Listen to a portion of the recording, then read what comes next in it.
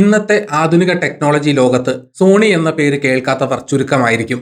എന്നാൽ ഒരു കാലത്ത് ലോകത്തെ മുഴുവൻ തന്റെ കൈപ്പിടിയിൽ ഒതുക്കിയ ഈ ഭീമൻ എങ്ങനെയാണ് പതനത്തിന്റെ വക്കിലെത്തിയതെന്നും പിന്നീട് എങ്ങനെ ഒരു എന്റർടൈൻമെന്റ് എംപയറായി തിരിച്ചു വന്നുവെന്നുമുള്ള കഥ വളരെ വിസ്മയിപ്പിക്കുന്നതാണ്. രണ്ടാം ലോക മഹായുദ്ധത്തിന് ശേഷം തകർന്നടിഞ്ഞ ജപ്പാനിലാണ് സോണിയുടെ ചരിത്രം ആരംഭിക്കുന്നത്. 1946 മെയ് 7-ന് മസാരു ഇബുക, അക്കിയോ മൊറിത്ത എന്നിവർ ചേർന്ന് ടോക്കിയോ സുഷിൻ കോഗ്യോ എന്ന കമ്പനി സ്ഥാപിച്ചു. വെറും 8 ജീവനക്കാരും 1,90,000 യെൻ മൂലധനവുമായാണ് ഇവർ പ്രവർത്തനം ആരംഭിച്ചത്. സോണി നിർമ്മിച്ച ആദ്യത്തെ ഉൽപ്പന്നം ഇന്ന് പലർക്കും അറിയില്ലായിരിക്കാം. അതൊരു ഇലക്ട്രിക് റൈസ് കുക്കർ ആയിരുന്നു. എന്നാൽ ഈ ഉൽപ്പന്നം ഒരു വലിയ പരാജയമായിരുന്നു. അരി ശരിയായ രീതിയിൽ വേവിക്കാത്തതുകൊണ്ടും ചിലപ്പോൾ കരിഞ്ഞു പോകുന്നതുകൊണ്ടും അത് വിപണിയിൽ വിജയിച്ചില്ല. എന്നാൽ പരാജയങ്ങളിൽ തളരാതെ അവർ റേഡിയോ റിപ്പയറിംഗിലേക്കും പിന്നീട് പുതിയ ഇലക്ട്രോണിക്സ് ഉൽപ്പന്നങ്ങളിലേക്കും ശ്രദ്ധ തിരിച്ചു. 1950-ൽ അവർ ജപ്പാനിലെ ആദ്യത്തെ ടേപ്പ് റെക്കോർഡറായ ടൈപ്പ് ജി പുറത്തിറക്കി. ഇത് സോണിയുടെ ചരിത്രത്തിലെ വലിയൊരു നാഴികക്കല്ലായിരുന്നു. 1952-ൽ മസാരു ഇബുക അമേരിക്ക സന്ദർശിക്കുകയും ബെൽ ലാബ്സിൽ നിന്ന് ട്രാൻസിസ്റ്റർ ടെക്നോളജി ലൈസൻസ് ചെയ്യുകയും ചെയ്തു.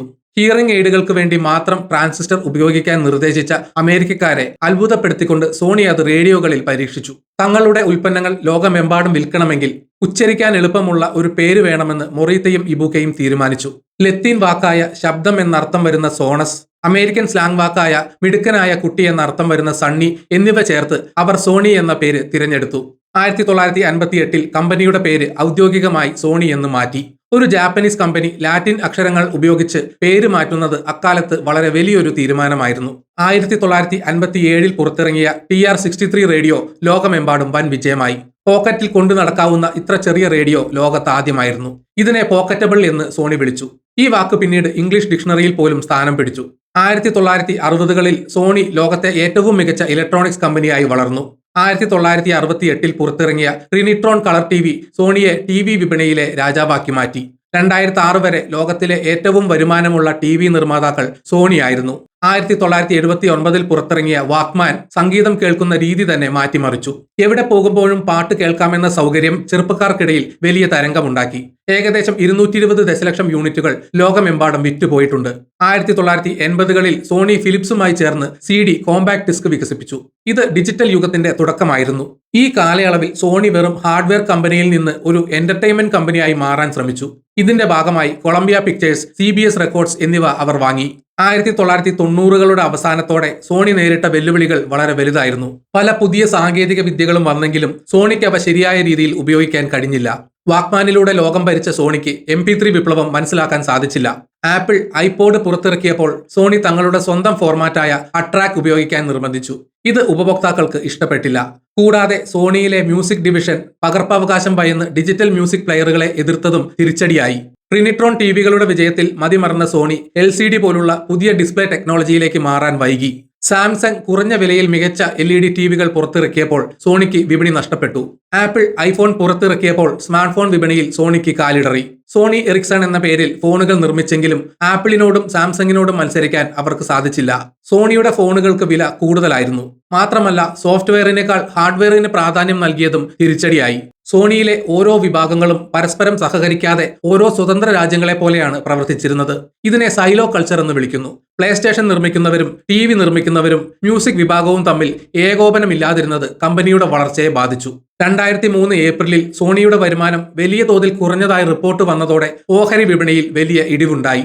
വെറും 2 ദിവസം കൊണ്ട് സോണിയുടെ ഓഹരി വില 24% ഇടിഞ്ഞു.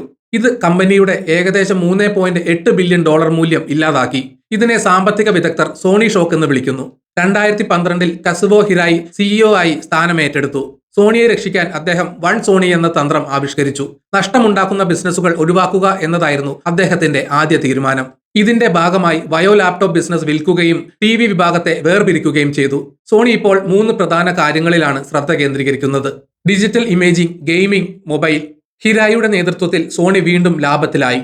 അദ്ദേഹത്തിന് ശേഷം കെനിച്ചിറോ യോഷിദ CEO ആയി വന്നതോടെ സോണി പൂർണ്ണമായും ഒരു എന്റർടൈൻമെന്റ് ആൻഡ് സർവീസ് കമ്പനിയായി മാറി. ഇന്ന് സോണി വെറും ഒരു TV കമ്പനിയല്ല. പ്ലേസ്റ്റേഷൻ, മ്യൂസിക്, മൂവികൾ, ഇമേജ് സെൻസറുകൾ എന്നിവയിലാണ് സോണിയുടെ പ്രധാന വരുമാനം. 2024-ൽ സോണിയുടെ വരുമാനം $89.84 ബില്യൺ ആയിരുന്നു. ഇതിൽ 60% വരുന്നത് എന്റർടൈൻമെന്റ് മേഖലയിൽ നിന്നാണ്. പ്ലേസ്റ്റേഷൻ 5ന്റെ വിജയം സോണിയുടെ പ്രധാന വരുമാനമാണ്. ഏകദേശം 4670 ബില്യൺ yen വരുമാനം ഈ മേഖലയിൽ നിന്ന് ലഭിക്കുന്നു. സോണി ഇന്ന് ലോകത്തിലെ ഏറ്റവും വലിയ മ്യൂസിക് പബ്ലിഷറാണ്. EMI മ്യൂസിക് പബ്ലിഷിംഗ് വാങ്ങിയതോടെ 4 ദശലക്ഷത്തിലധികം പാട്ടുകളുടെ അവകാശം സോണിക്കുണ്ട്. ഐഫോൺ ഉൾപ്പെടെയുള്ള സ്മാർട്ട് ഫോണുകളിലെ ക്യാമറ സെൻസറുകൾ നിർമ്മിക്കുന്നത് സോണിയാണ്. ലോക വിപണിയുടെ പകുതിയോളം സോണിയുടെ കയ്യിലാണ്. സോണിയുടെ അടുത്ത ലക്ഷ്യം ഇലക്ട്രിക് വാഹനങ്ങളാണ്. ഹോണ്ടയുമായി ചേർന്ന് സോണി ഹോണ്ട മൊബിലിറ്റി എന്ന കമ്പനി രൂപീകരിച്ചു.